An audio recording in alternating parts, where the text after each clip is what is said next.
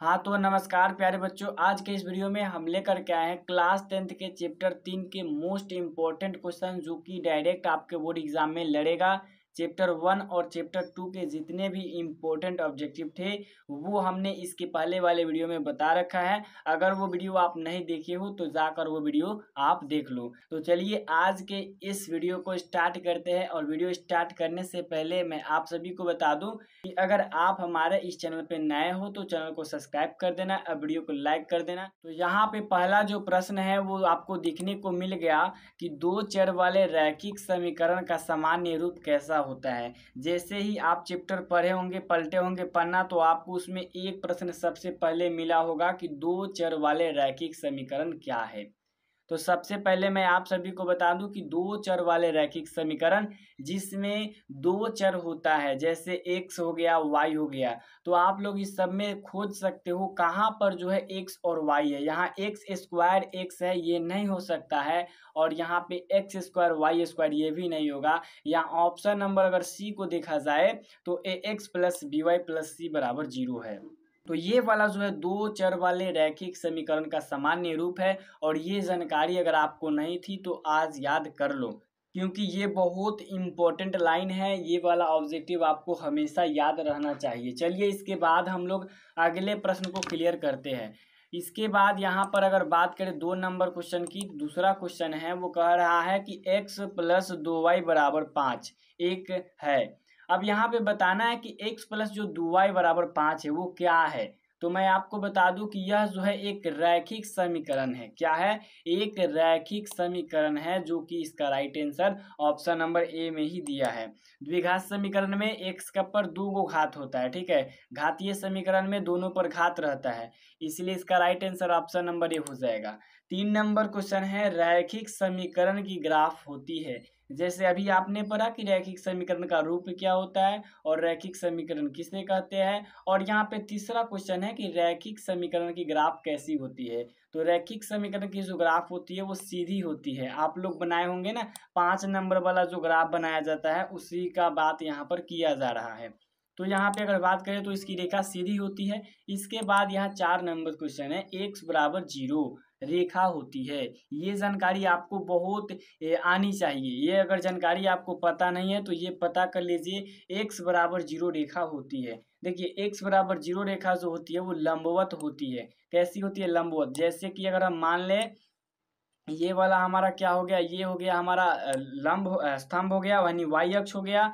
और ये वाला क्षैतिज यानी कि ये एक्स अक्ष हो गया। और यहाँ पे x बराबर 0 की 0 क्या हो जाएगी, ये इस पर हो जाएगी, ऐसी हो जाएगी।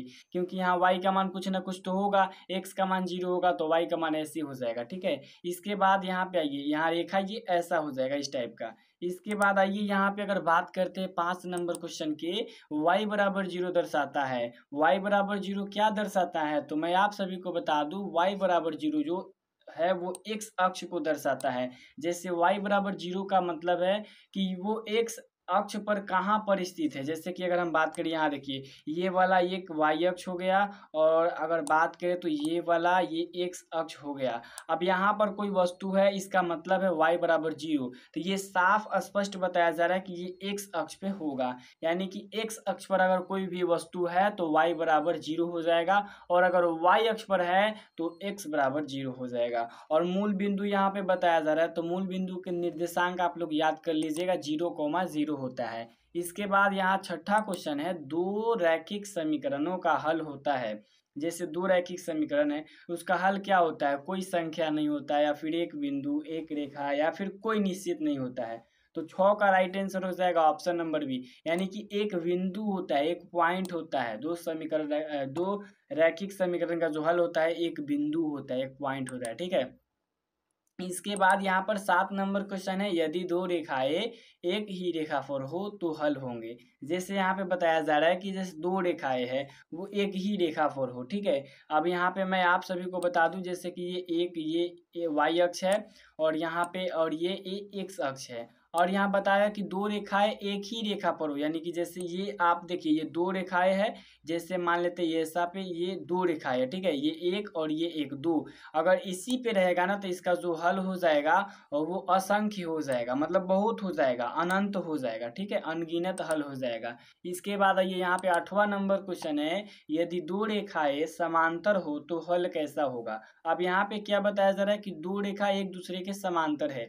समांतर का मतलब जैसे देखिए ये वाला समांतर हो गया, जैसे ये जा रहा है जितना डिग्री यहाँ पे जितना दूरी है उतना ही दूरी यहाँ पर भी है, दोनों समांतर है। तो हल कैसा होगा, हल कितना होगा। तो अगर दो रेखा समांतर होगा तो उसका कोई हल नहीं होगा।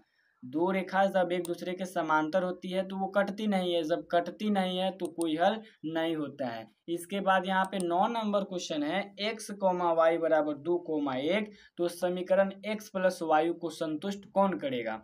अब यहाँ पे ऐसा क्वेश्चन आपको कई बार बोर्ड एग्जाम में देखने को मिल जाएंगे, आपको कंफ्यूज नहीं होना है। यहाँ पे देखिए x बराबर 2 दिया है, y बराबर 1 दिया है, तो यहाँ 2 रखेंगे, यहाँ 1 रखेंगे, तो 2 1 कितना हो जाएगा, 3। इसका राइट आंसर हो जाएगा ऑप्शन नंबर सी।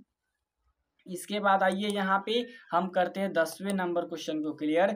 x बराबर 2 और y बराबर 3 के लिए 2x प्लस वाई का मान कितना होगा। अब क्या करना है, x की जगह 2 धरना है और y की जगह 3 धरना है। जैसे ही हम 2 रखेंगे तो 2 दूना का 4 और 3 कितना हो जाएगा, 7। ऑप्शन देखिए 7 यहाँ ऑप्शन नंबर डी में है, इसका right answer option number D हो जाएगा। इसके बाद आइए यहाँ पे हम देखते हैं अगले प्रश्न को।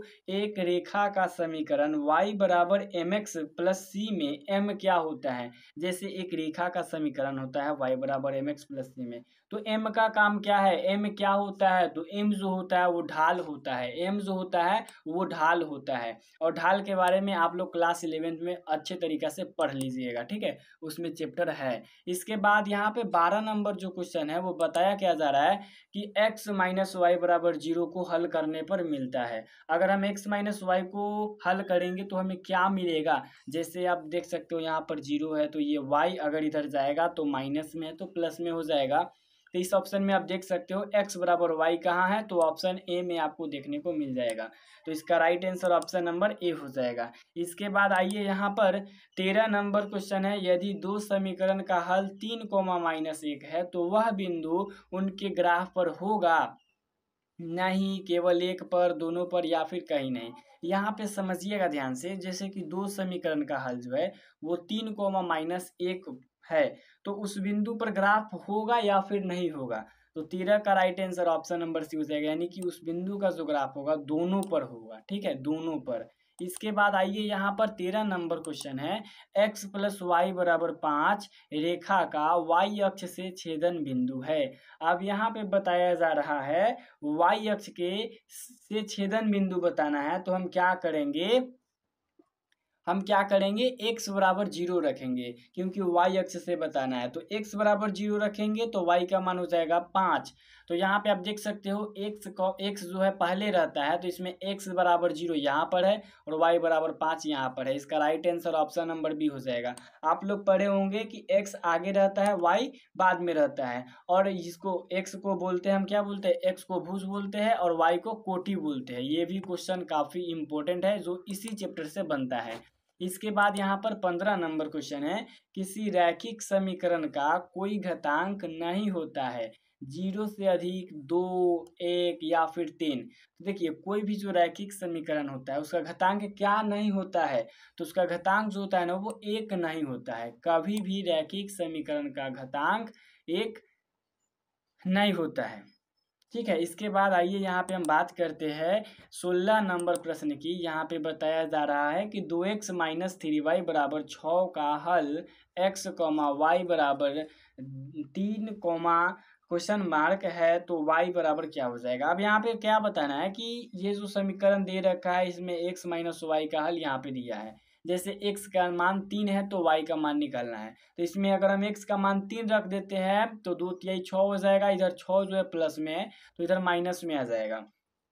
तो 6 में से 6 जाएगा तो 0 बचेगा, और 0 में जब हम 3 से भाग करेंगे तो 0 हो जाएगा, यानी आपको बता दूं y का मान 0 हो जाएगा। इसका राइट आंसर क्या हो जाएगा, ऑप्शन नंबर ए हो जाएगा। इसके बाद आइए यहाँ पर 17 नंबर क्वेश्चन है, यदि दो रेखाएं प्रतिच्छेदी करती है तो हल होगा। जैसे कि दो रेखा एक दूसरे को काटती है, जैसे एक रेखा इधर से आ गया और एक इधर से आ गया, यहाँ पे कट गया, तो जब कटती है, जब प्रतिच्छेद करती है, तो हलों की जो संख्या होती है वो एक होता है। ठीक है, हलों की संख्या एक होता है। इसका right answer option number A हो जाएगा। इसके बाद आइए यहाँ पर बताया जा रहा है अगला क्वेश्चन, यहाँ पर 18 नंबर जो है कहा जा रहा है कि x + y = 6 और x - y = 2 को हल करने पर x बराबर क्या हो जाएगा। सिंपल बात है, यहाँ y से y कट जाएगा और ये 2x बराबर हो जाएगा 6 दूना का 8, 6 व 2 8 हो जाएगा, 6 और 2 8 हो जाएगा, और 8 में अगर हम 2 से भाग कर देंगे तो आ जाएगा 4। इसका राइट आंसर क्या हो जाएगा, ऑप्शन नंबर डी हो जाएगा। ठीक है, इसके बाद आइए अगले प्रश्न को क्लियर करते हैं। यहाँ पर 19 नंबर क्वेश्चन है, कोई भी रैखिक समीकरण का ग्राफ पर दिखता है। जैसे कोई भी रैखिक समीकरण होता है उसका ग्राफ कैसा दिखता है, तो 19 का right answer option number B हो जाएगा, एक रेखा के रूप में दिखता है। एक रेखा के रूप में क्या होता है, दिखता है। इसके बाद आइए यहाँ पे लास्ट क्वेश्चन है, y = mx + c में c क्या दर्शाता है, तो c जो है y अक्ष पर छेदन बिंदु को दर्शाता है। इसका राइट आंसर ऑप्शन नंबर क्या हो जाएगा, बी हो जाएगा। आई होप कि 20 प्रश्न आपको अच्छा लगा हो। तो ये चैप्टर से इतना क्वेश्चन जो हमने बताया है वो काफ़ी इंपॉर्टेंट है। अगर आप इतना देख लेते हो तो आपको बोर्ड एग्जाम में कोई भी दिक्कत, कोई भी परेशानी नहीं हो सकता है, मैं आशा करता हूँ। तो इसी के साथ मिलेंगे अगले वीडियो में, तब तक के लिए जय हिंद, जय भारत।